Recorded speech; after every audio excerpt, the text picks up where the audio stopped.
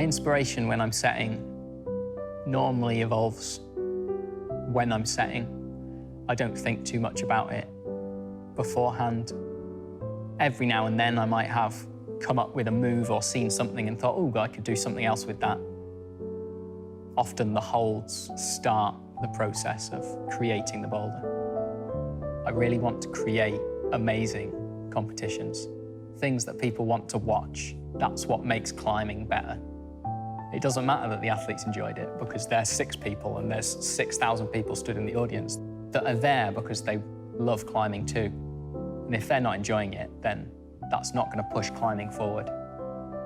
I guess my goal for this and any competition is to set a comp that I'm proud of, that I can think back on and go, yeah, that went really well.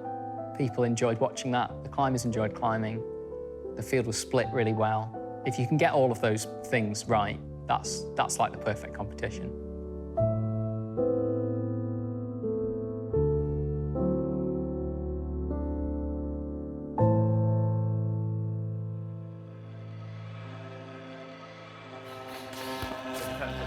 Well, we could put a foot plant on then, couldn't we? So you just go hand foot. Yeah.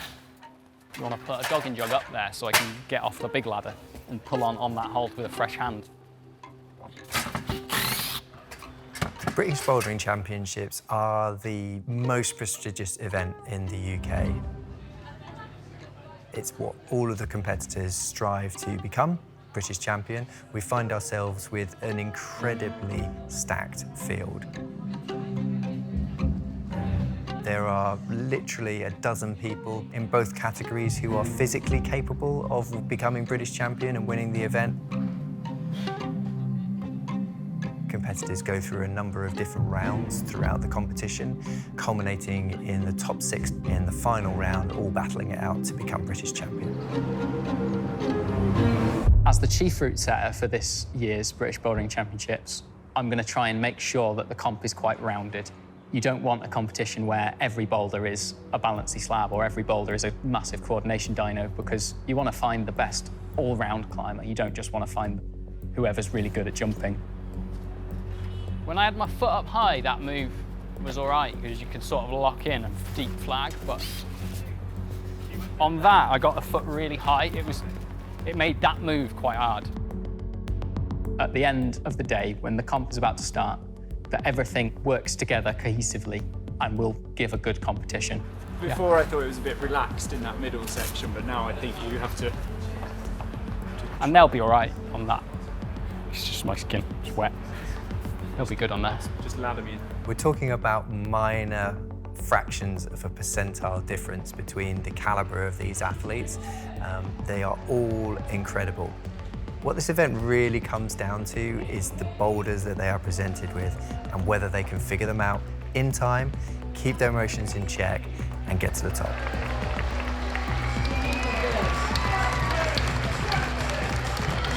I think the last time I did the British Champs was 7 years ago. I'm not really sure what the British Champs is like anymore, but I'm excited to find out.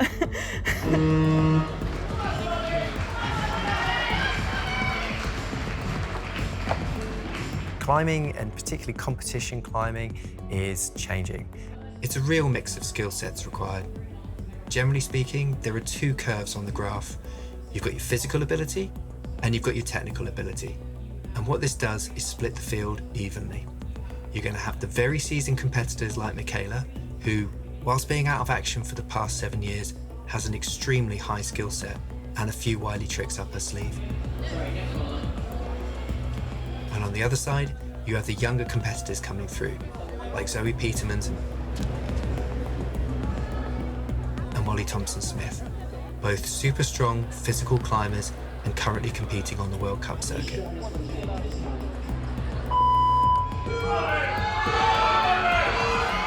It really is unlike any other sport on the planet, where you're deploying skills from your fingertips to your toes and having to bring them together in this perfect symbiosis.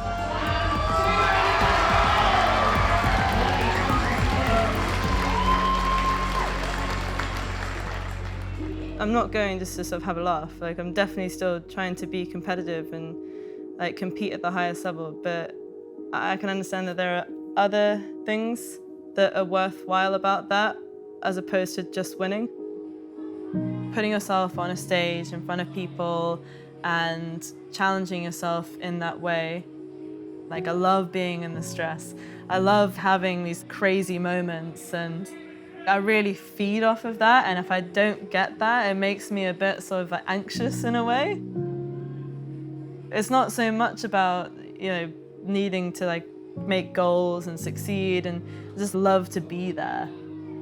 A lot of people talk about this flow state where they feel really calm and in control. It doesn't happen to me.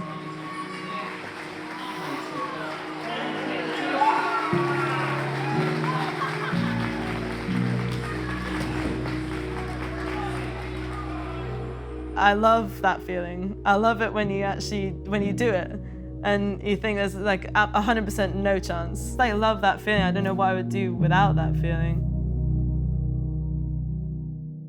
When you have some of the best climbers in the world competing at the championships, splitting that field is really difficult. Finding the right level, dialing it in just right so that you get some tops, but not all the tops, is very challenging. It's the element of risk in the boulders, because it's not so much about how hard they're climbing.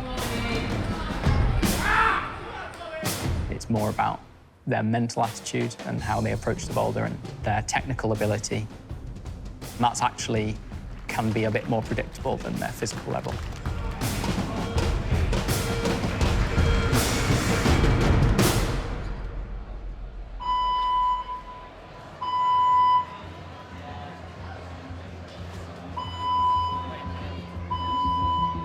Competitions tend to encompass a huge variety of things. You've got the crowd to manage, you've got your personal performance, you've got other competitors, and then of course you've got the challenges set in front of you. The biggest emotion they're going to feel probably is stress, and the person who manages that most is the one who's going to win.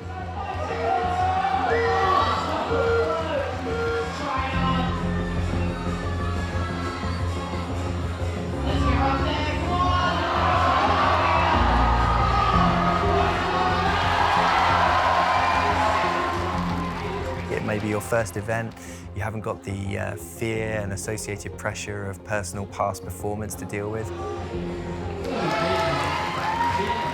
Female British bouldering is pretty strong, it's pretty competitive to get into this final, so I need to soak up the fact that I get to be in a final for the British Boulder Championships. Or you could be a former British champion looking to retain that title. It'd be really good if we can have a fair fight on some hard boulders, and I just want to go out there and do the best I can. Michaela, I was so happy to see Michaela on the start list. It's nice to see someone from a bit of a previous generation come back and really make a bid for that top spot for the podium. I think she could have us,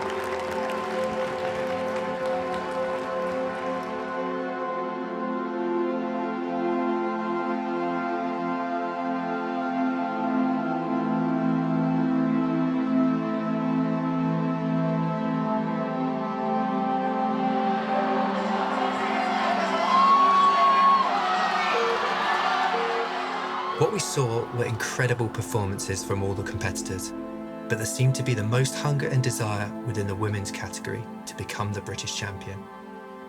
In front of thousands of spectators, it all played out on the mats, and we witnessed both generations giving it their all.